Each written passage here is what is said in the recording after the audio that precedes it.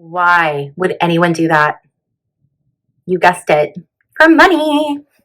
Hello, everybody, and welcome back to my channel. I'm Bobbie.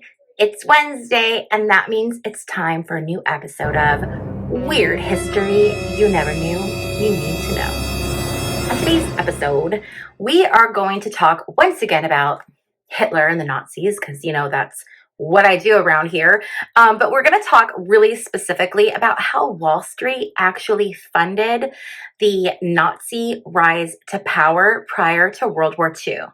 More specifically, though, we're going to talk about how Rockefeller, Standard Oil, Ford Motor Company, and other organizations, how they were able to make billions of dollars during World War II by two means. One was by financial manipulation, and the other was through manipulation through government. Now, I know I'm making a very bold claim, so let me explain what I mean and what I'm talking about.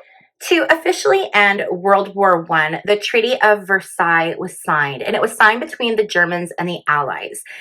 Conditions of this treaty were that Germany must disarm, they were going to lose territory, and they must also repay reparations. As you can imagine, during this time, this is before we're going into the Depression, we have a country that's been riddled by war. Their currency is completely devalued, and so they're unable to make these reparation repayments. So this economic situation led to the Dawes Plan. This was an economist from America who created this plan. And how this plan would work is that Germany's reparation payments would be lowered substantially and then would raise over time as the German economy improved. And something that's worth noting is who was behind the funding of this plan. And it was good old jpmorgan of the US. So they floated this loan and then they opened it onto the market. And of course, it was immediately oversubscribed. But the Dawes Plan did not outline a final number, a final total in reparations that needed to be repaid.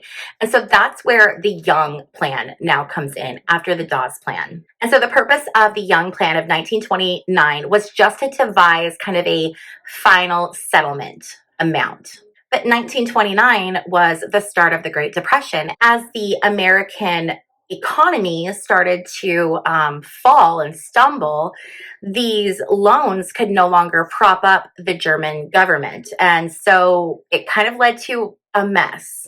And this was very, very bad news for businesses that had a horse in the race, so to speak. These businesses that had subsidiaries out of Germany or were partnered with companies out of Germany or had headquarters there. So this made the wealthy Americans that were part of this Wall Street group that had financial interests in the success of the German economy, they were really concerned. And they realized, okay, something has to change if we are going to continue to make our billions and billions of dollars.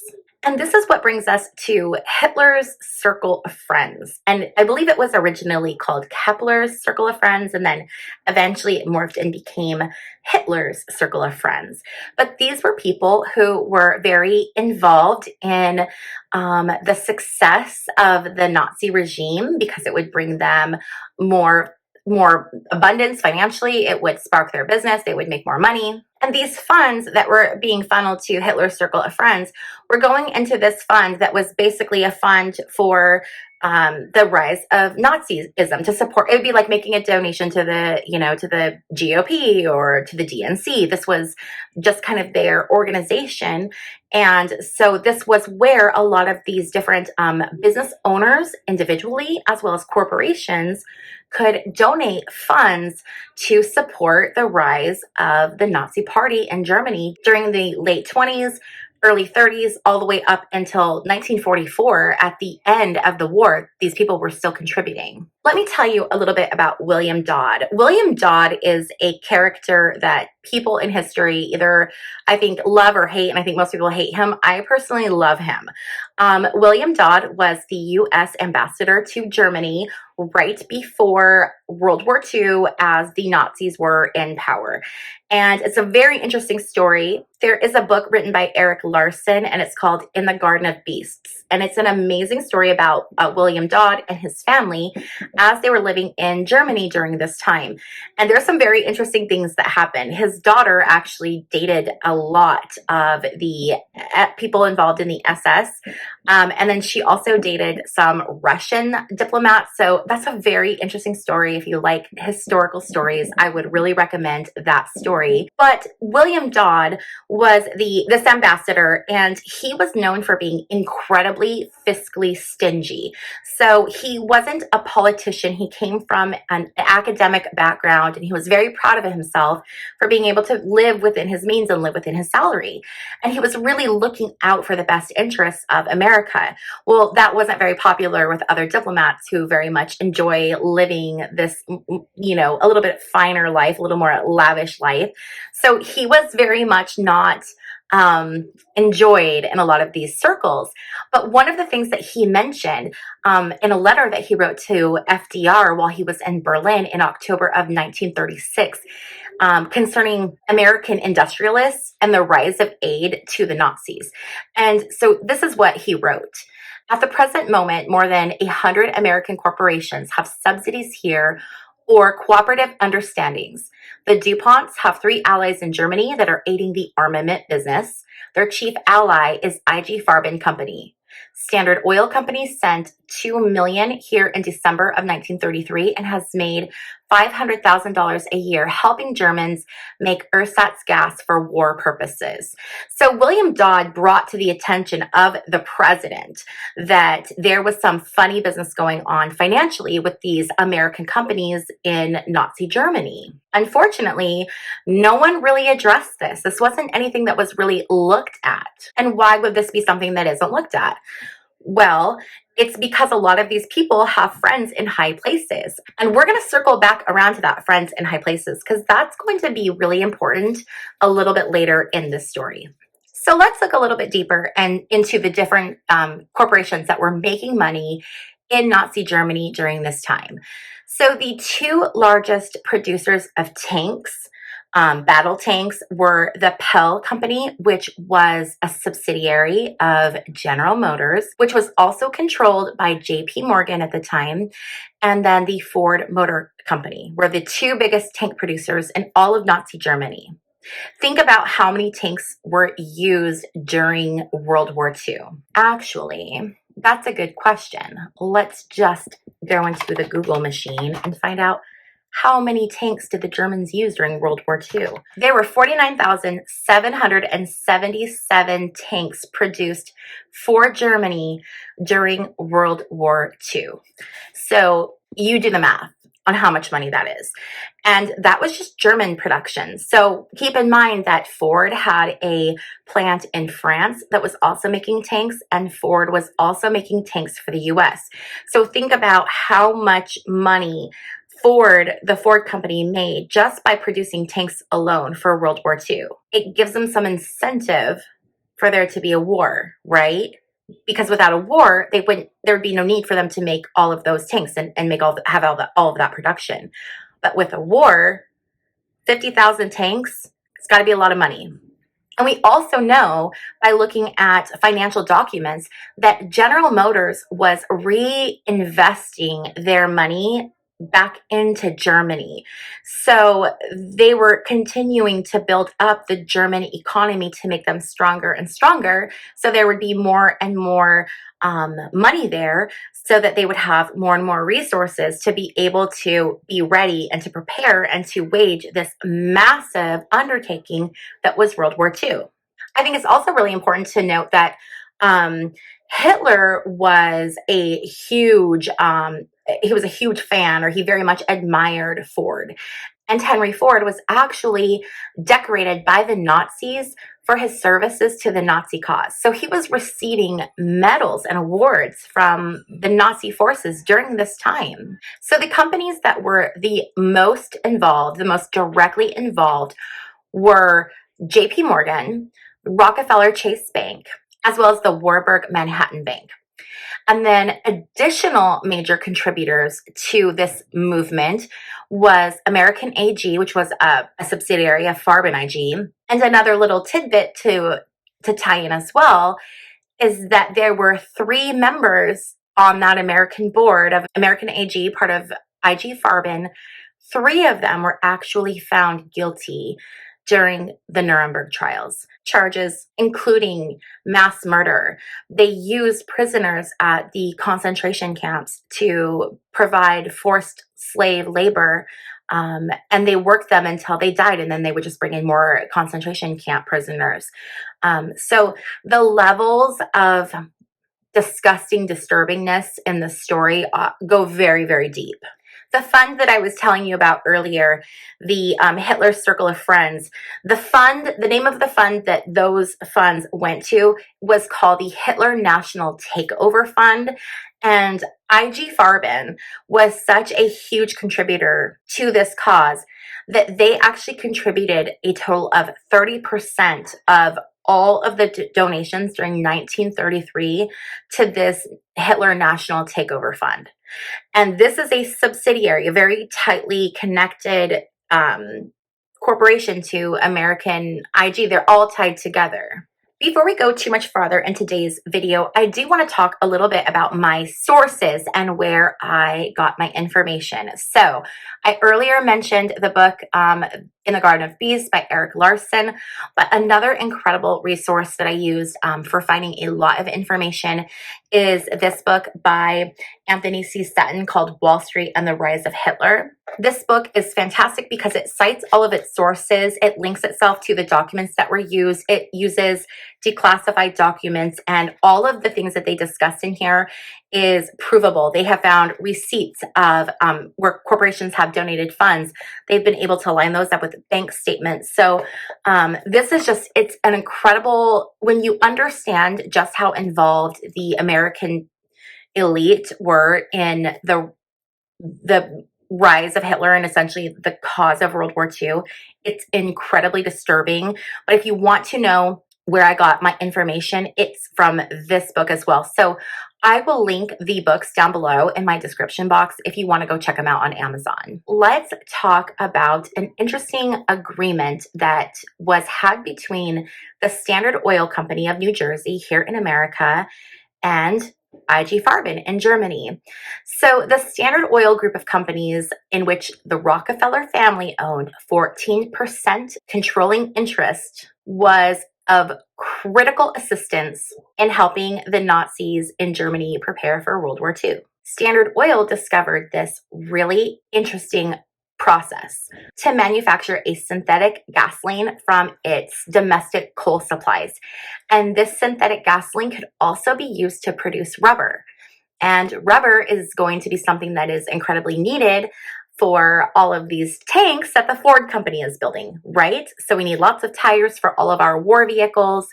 And so the Standard Oil Company discovered this great hydrogenation process, which enabled this ability to pull these synthetic oils out of this coal supply. So this process was discovered by Americans here in America, produced by an American company, the Standard Oil Company.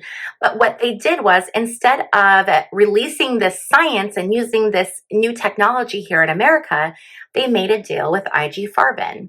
And that deal with IG Farben was that if Standard Oil allowed IG Farben to hold the rights and to not produce any of this synthetic gasoline, not to do any of this production in the United States, and to allow IG Farben to do all of this during World War II, then when they were ready to release the process, when IG Farben was ready to allow other people to utilize this process, then they were going to allow Standard Oil to have the complete rights to do this in the United States. So that was the deal that was made.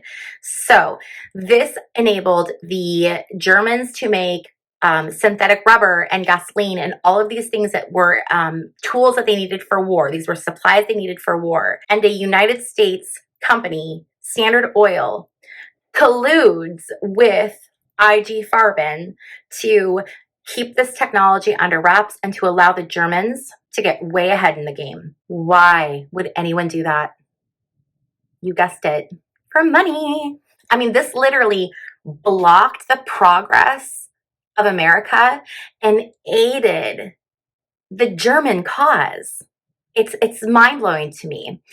And at one point during World War II, Standard Oil was actually accused of treason for its pre-war alliance that it had with IG Farben. Standard Oil, under the leadership of W.C. Teagle and then under the leadership of W.S. Farish, consistently aided to the Nazi war machine throughout the entire war while refusing to aid the United States at all. This assistance was so well known and it ranged for so long that it was not a secret. And everyone knew that the Wehrmacht could not go to war in 1939 without the assistance of the Standard Oil Company and IG Farben. And it was mostly the Standard Oil Company coming up behind and, aiding the Nazis. So this brings us now to Sidney Warburg. Who is Sidney Warburg? Well, the Warburg family, it's a family that owns financial institutions and that made a lot of money during World War II. Interestingly, they were a Jewish family. So there's that. But there was someone who wrote a book under the pen name of Sidney Warburg. And there was no Sidney Warburg, but it was someone who had insider information, whether it was a Warburg family member or someone who was just very close to the situation. But a book was written and released, and it showed specifically how these different organizations, and specifically the Warburgs and the Rockefellers, how they helped to fund the Nazi rise to power. Well, as soon as this book comes out, the Warburgs immediately discredit it and say, we've never read this book, but nothing in it is true. You've never read it, but nothing in it's true. Okay. But they were able to get the book taken out of print. Wouldn't that be nice? I mean, how much money and how many resources do you have to be able to have the power and the authority to take a book out of print? That's actually, I don't know, that's pretty amazing that they can do that, right? That's a lot of power. But this book was taken out of print. There are a few copies that survived and kind of were, passed around, and people were able to see this information. And they've always kind of questioned it. But again, the Warburgs have said, nope, this isn't anyone we know. This isn't true. And so it's not true. Believe us. So how do all of these banks connect with all of these corporations to create this system, right? Because it seems like, okay, well, these people have money, but how does it all work? How do we know they're all working together? And that's where Sullivan and Cromwell comes in. Sullivan and Cromwell is a law firm that began in, I believe, 1879. And in the course of its history, and it's still in business, it has made $1.79 billion. $1.79 billion. A law firm. This law firm represents the interests of a lot of different corporations and a lot of the very wealthy and the very elite. And so Sullivan and Cromwell as an institution is looking out for the best interests of their clients, because if their clients are making money, then they're making money, right? And that $1.79 billion isn't going to make itself. So what does this look like? The lawyers who work at Sullivan and Cromwell, what they're going to do is they're going to do what is in the best interest of their clients, and they're going to give them advice that's going to set them up to make, continued returns on their investment. So how can this agency, this law firm, ensure that things go the right way so that these people can continue to make their billions of dollars, so that the lawyers at Sullivan and Cromwell can continue to make their money? Well, interesting fun fact, John Foster Dulles was a partner at Sullivan and Cromwell. He was also the U.S. Secretary of State. At the same time that his brother, Allen Dulles, also worked at Sullivan and Cromwell while being the director of the CIA. That's right. Both the Secretary of State as well as the director of the CIA were also in another business where they were profiting off of the success or the profiting of the wealthy. Tell me that's not a conflict of interest. Now, allendulles, the director of the CIA, that's a whole deep, dark hole that we can go down and explore. If you want to know more about him and how he basically ran the government without any authority and just kind of did what he wanted for a long time, let me know. I can do a video on that. But to really kind of sum up this video, the United States, it's being run by this self-perpetuating government that's by the, it's the unelected power elite that's running it. And it's incredibly frightening and incredibly scary. And the big reason that I do these videos, why do I do weird history? Well, I do it because history's fun and everyone should know, but people should also educate themselves because we get in this bubble where we feel very safe and very comfortable here in the US. We kind of feel like we're untouchable. But the reality is that our government has done a lot of very shady things to a lot of other governments and a lot of other people for a very long time. And eventually it's going to catch up. And I feel like right now in the world, what we're seeing is we're seeing it all catch up. And so I really feel that it's important for me to share all of this information with you guys so that you know what's going on. Because if you just watch the regular mainstream news, or you don't have a good understanding of history and what has already happened, then you're going to have a hard time seeing where we're going. And it can be overwhelming. And I know that history isn't everybody's favorite subject, but if I can make it fun and interesting for you so that you understand it, so then you're more educated and can make better choices for yourself, especially when you go and you vote, then I feel like I have done my job. So that is all that I have for you guys today. I hope that you found this interesting. If you did, please don't forget to give this video a thumbs up. And also, if you have not already subscribed, please be sure to click the subscribe button and hit the notification bell if you want to be notified every time I upload new content. Again, I want to thank you so much for hanging out with me, and I will see you guys next time on Weird History You Never Knew You Need to Know. Bye.